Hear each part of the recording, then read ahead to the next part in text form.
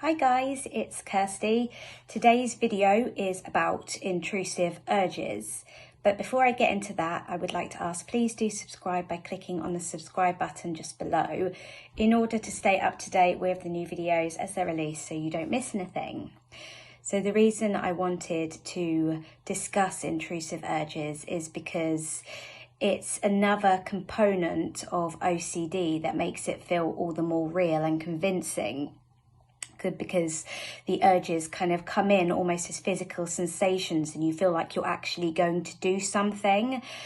But really, the urges are nothing more than obsessions, just the same as the intrusive thoughts, maybe the bodily sensations that you might feel, such as groinal responses or something, or the intrusive emotions that might come in with the thoughts as well.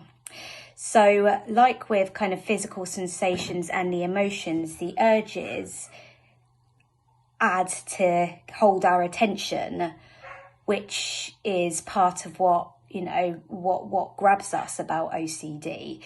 It wouldn't latch on in quite the same way if things didn't grab our attention, and if everything didn't feel quite so real, then OCD wouldn't become as big a problem for us as it does become. So I would like to begin by talking about some of the urges that we may feel depending on different obsessions. But of course, the array of urges that are possible for us to feel are endless, and I can't list everything. So there's no need to panic if I haven't listed it. It's just that I haven't thought of it on this occasion, or it might be something that I haven't experienced myself, or that I just haven't come across. So firstly, perhaps if you're suffering from relationship OCD, you might experience breakup urges, like you feel like the urge that you're just going to start packing, or that you're going to blurt out that you want to break up, or the urge to blurt out that you don't love your partner, perhaps, almost like urges to confess in a way, just to you feel like you're going to say it even though you don't necessarily want to. So another thing might be harm. I mean, I think there's many ways that you can feel urges and harm OCD, but for example, you might walk past your beloved pet and think, I could stamp on you, and then suddenly feel like a rush of energy into your leg, feeling like you're actually going to do it. Or you might be perhaps in the kitchen with your partner or somebody else with chopping some potatoes, and then suddenly you're very aware that you have a knife in your hand, and you suddenly feel like the rush of energy into your hand as if you're going to do something. It might be, if you're holding your precious newborn baby, you might suddenly think, what if I just threw my baby out the window or something like that? And then you feel like you might, you feel like the energy coming into your arms or something.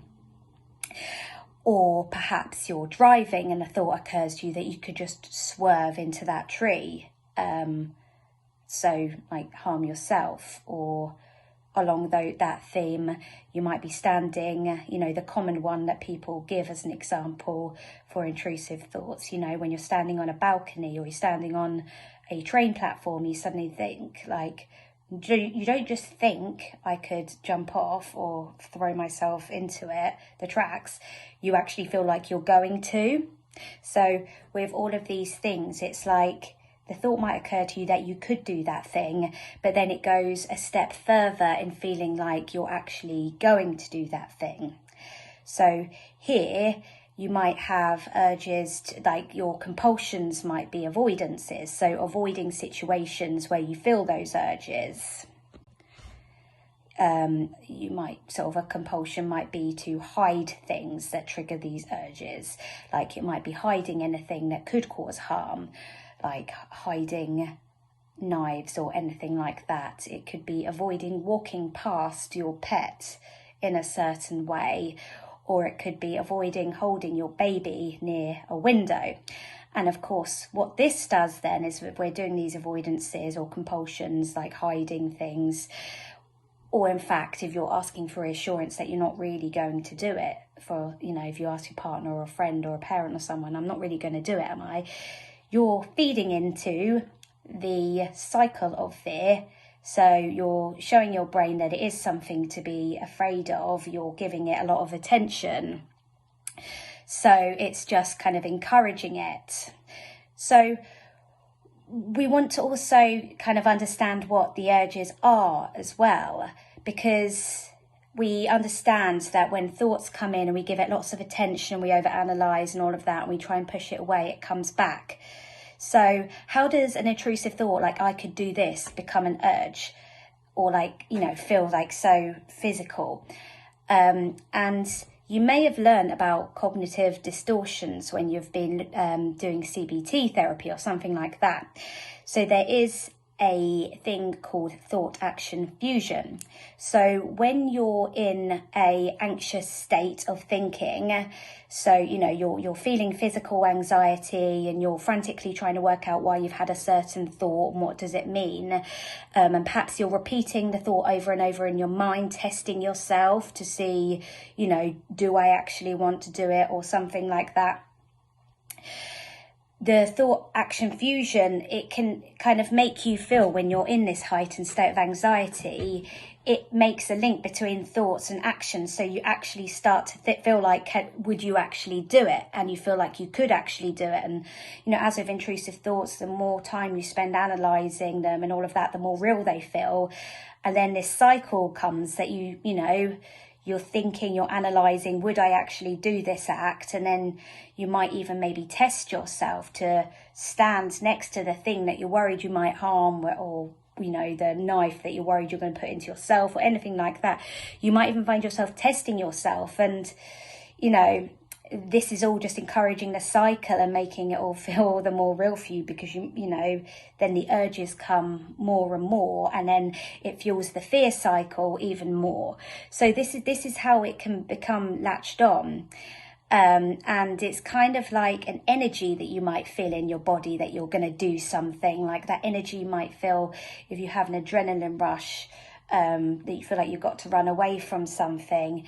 It almost comes in like that. And, you know, this is because our brains are, you know, our brains think we're in danger. We're, you know, if things are getting confused up there. So our brains think it's, you know, our brains are kind of thinking it's real or something. Because of the way it feels so real, though, it can feel so sinister to us. But really, as with the emotions that can come up with intrusive thoughts, and as with physical anxiety symptoms, or like, you know, or, you know, other physical sensations like groinal responses or something, this is another physical sensation, and we can choose to not give it any more respect than it deserves. As with things like derealisation, the more we sort of like see it as this, oh God, it's so scary, oh, the more we're kind of inviting it back in to torment us. So firstly, it's good to educate yourself, you know, about it, and see that it's not as unusual as you might think it is. And yes, it feels real. That's the whole point of OCD. If it didn't feel real, it wouldn't be the issue for us that it is. And then after that, it's looking at the core fear that's driving the obsession overall. So the intrusive urges are obsessions, as with the thoughts and feelings. And so it's looking at the core fear behind that and applying the disputing about how you could accept yourself if you did this thing, and looking at reasons why people carry out the acts that you might feel physical urges to do, and learning to have self-compassion. And it's the same principles with disputing of irrational beliefs as with intrusive thoughts overall. And it's the same principles as, you know, with not avoiding these situations that bring on these kinds of urges. The last thing I would like to add in relation to this is that you might be watching this video thinking, well, mine's different because I get this urge and I feel like I actually want to do it. But it's the same as, you know, you have a thought in your mind and you feel like you might like it or something, or you feel other sensations and you start to think, but what if I like it? Or I'm getting these urges and I feel like I might want to do it, and it doesn't even make me feel anxious anymore. It's just another way for OCD to get your attention, because you've potentially tested yourself in your mind, maybe replaying this thing over and over again, or tested yourself with these urges to make sure, you know, maybe you're looking for anxiety to prove that you're not actually going to do it, or maybe you're looking to, you know, not want to do it, or, you know, you're waiting to, you know, for the urge to go away or something. And the problem is you're testing yourself, and the more you do this, the more you're going to come up with things that you don't want to feel, or you're not going to feel the things that you do want to feel, such as you're not going to feel the anxiety that you're looking for, and you're testing yourself over and over again, and you feel like you actually want to do this thing, and you're like, I actually know, I feel this weird curiosity about it. This is all OCD, you know, it's all getting your attention. It's like, you know, with people who are maybe having obsessions about doubting their sexuality, they might actually start to feel like, yeah, but I like the thoughts of being with that other sex, I feel like I like it, but I don't want to like it. The same applies for how it can work with when, you know, you feel these physical urges.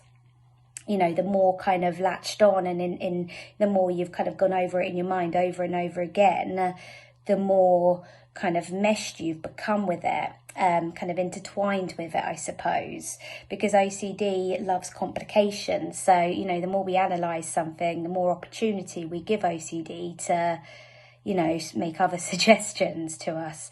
But I hope this video has been useful in terms of a bit like talking through how, you know, the urges can come about and how they can latch on, and some of the different types of urges, and how we can work on disputing the rationalities and you know, the beliefs fueling the urges, and you know, this fear cycle, because the urges are all part of a fear cycle in the same way that an intrusive thought would be. It's essentially, it's the same thing, as I said, it's the obsessions. But thank you very much for watching, and do take care. Bye.